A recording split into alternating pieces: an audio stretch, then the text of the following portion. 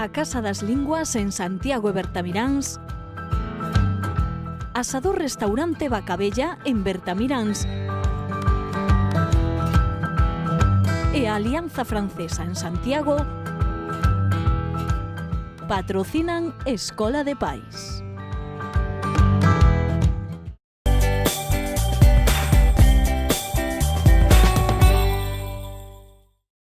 Hola familias, nuevamente nos encontramos en Escola de Pais y siguiendo con esa serie de programas que establecimos al principio, hoy vamos a hablar de la discalculia, que es la dificultad de aprendizaje o de comprensión del cálculo matemático.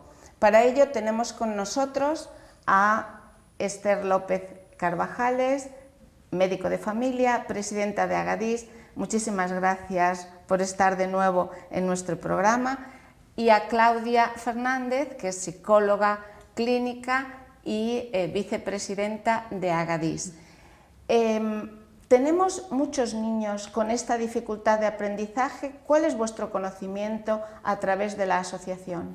Bueno, hablando de la discalculia y en relación a otras dificultades del aprendizaje, es cierto que no hay tantos estudios y no hay tantas estadísticas para saber, no te puedo decir un porcentaje como te puedo decir en la dislexia, ¿no?, de niños con discalculia en España o en general, porque es una dificultad que aún ahora se está empezando a hacer estudios sobre ella, pero bueno, forma parte de las dificultades específicas del aprendizaje y ahí están, es algo a tener en cuenta. Claudia, ¿cómo se detecta?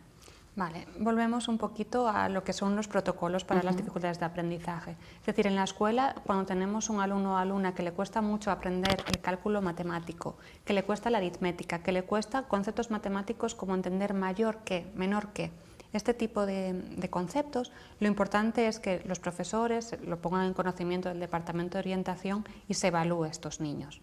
Normalmente existen algún tipo de pruebas, incluso pruebas que miden coeficientes intelectuales que ya tienen la parte de aritmética, que pueden ser puntuaciones muy importantes, que avisen sobre que hay una dificultad en el cálculo, y muy importante también que los padres estén atentos a la hora de hacer los deberes con los niños. Comentabas antes de comenzar el programa que realmente es una gran desconocida la discalculia dentro de lo que son las dificultades de aprendizaje y que es ahora recientemente que se está tratando este tema, por lo que también hay pocos test que puedan, digamos, detectar. Por lo tanto, cuando un equipo de orientación tiene que establecer unas pautas, ¿en qué se va a basar? Se va a basar sobre todo en cómo el niño procesa un poco el cálculo matemático, es decir, cómo suma, cómo resta, cómo multiplica. Cuando hace este problema, realmente está entendiendo que es un concepto mayor que, menor que, sumar, adiciones, demás. Este tipo de conceptos suelen ser muy relevantes a la hora de ver cómo el alumno procesa el cálculo matemático, cómo funciona su cálculo mental. ¿Sabe separar en decenas, centenas, unidades? Son conceptos muy importantes que sobre todo nos van a dar un perfil de si el niño está entendiendo o no, comprendiendo o no las matemáticas. Y Esther, ¿quién lo puede detectar mejor o a qué edad se puede detectar mejor? Porque claro, cuando nos hablas de cálculos matemáticos entendemos que hablamos ya de primero o segundo de primaria. ¿Los padres tienen alguna forma de detectar ese problema?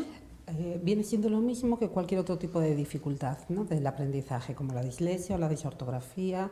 El padre se da cuenta de que con la edad del niño es difícil entender que no entienda un concepto como es la suma, no hacer una suma me refiero, sino que entienda el concepto de que si tengo, por ejemplo, 5 pelotas y Pedro, mi amigo, me da 3, eso es una suma y lo que significa es que juntamos, ¿no? Entonces los padres se empiezan a preguntar y los profesores, sobre todo el tutor en estas edades en primaria, empiezan a ver que el niño tiene más dificultades que el compañero. ¿Y no se puede confundir con una falta de madurez del propio niño? Volvemos a hablar lo mismo que hemos hablado en otros programas. Todo se puede confundir con una falta de madurez al principio, pero vemos que el niño va cumpliendo años, otros compañeros van cumpliendo otros objetivos, llegando a unos conocimientos que el niño con discalculia no llega. Entonces habrá que empezar a hacer algo, ¿no? La edad, pues, nos podrá decir más Claudia, pero es similar a la de la dislexia, 7 años y medio, 8 años, más o menos en esa edad. Parecía que la dislexia se podría ver antes, ¿no?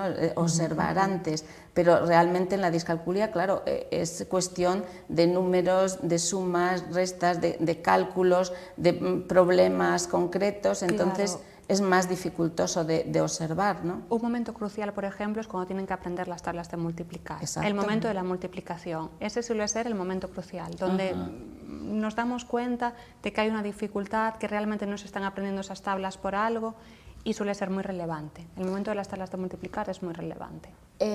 ¿Puede este trastorno llevar a un fracaso escolar? Bueno, evidentemente son niños que a lo mejor si no son detectados suspenden las matemáticas continuamente, ¿no? Por muchos Lógico, apoyos por lógica, que vale. tengan, por muchas clases particulares que vayan, por mucho que el padre se ponga 3 horas con él a estudiar, son niños que siempre van a tener dificultades en aprobar las matemáticas, sacar una nota acorde al esfuerzo que hace, que ya no es solamente aprobar o suspender, eso a veces es lo de menos, ¿no? Sino que el niño pues trabaja muchas horas que luego no ve resultados. ¿Y qué tienen que hacer los padres o los profesores cuando detectan este problema? Pues siempre ponerse en contacto con el departamento de orientación, evaluar al alumno y sobre todo poner las pautas con PTs para trabajar un poquito estas dificultades. Si no es así, siempre pueden recurrir a profesionales externos o a la asociación, que podríamos indicarles lo que tienen que hacer o con quién ponerse en contacto para mejorarlo. Y sobre todo no desanimarse, porque es una dificultad que con los apoyos necesarios se va superando y se va trabajando, y que estén muy atentos, sobre todo profesores y padres, ante esta dificultad. Una pregunta, Esther, que se me ocurre al hilo de esto. ¿Los profesores, el gremio educativo, está preparado para detectar este tipo de trastornos en los chicos?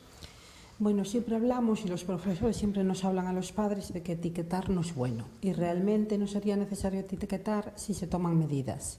Quiero decir, a lo mejor no hace falta poner que un niño tiene discalculia o tiene cualquier otra cosa si se toman las medidas adecuadas, si se le da un apoyo en el aula, si se le da un apoyo en el examen, si se le explican de otra manera los conceptos matemáticos o se le dan unas pautas para resolver un problema de matemáticas, ¿no? Entonces, a veces es necesario que se pongan en marcha las medidas de atención a la diversidad que hablábamos antes, que son de tipo ordinario, ya no hablando de las extraordinarias, que sería el PT y la L, sino las de tipo ordinario, las que se dan en el aula, ¿no? Los apoyos que el niño necesita, un apoyo un poco más próximo o personal con él. Entonces, en principio, yo creo que sí, que todos los profesores deberían saber lo que es una discalculia y deberían, por lo menos, alertarse, ¿no? Aunque no sepan mucho del tema, en algún profesor en concreto, sí alertar y echar mano del equipo de orientación, que ya sí estaría más especializado en estas dificultades. Muchísimas gracias. Solo para terminar, quería preguntarte, ¿cómo pueden los padres o qué herramientas pueden tener los padres, muy brevemente, para ayudar a sus hijos en esta situación? Las herramientas que pueden tener básicamente es pedir ayuda cuando la necesiten, que es muy importante, es decir, reunirse con los profesores, con el equipo de orientación, con el centro en general y buscar alternativas, ya sea en la asociación o en profesionales. Son dificultades que con los apoyos necesarios van a hacer una vida académica normalizada, entonces eso es lo importante. Pues una vez más, muchísimas gracias a la presidenta y vicepresidenta de Agadís por estar y acompañarnos e ilustrarnos en las dificultades de aprendizaje de los adolescentes y de los niños de nuestra comunidad educativa. Gracias, familias, y nos vemos en el próximo programa de Escola de Pais. Ser felices y comunicación familiar.